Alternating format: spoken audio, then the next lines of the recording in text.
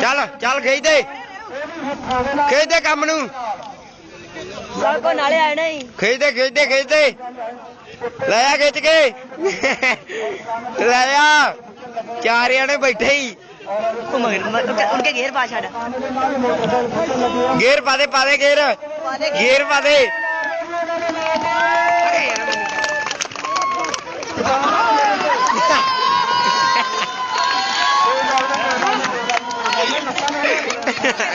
अरे कान लग गया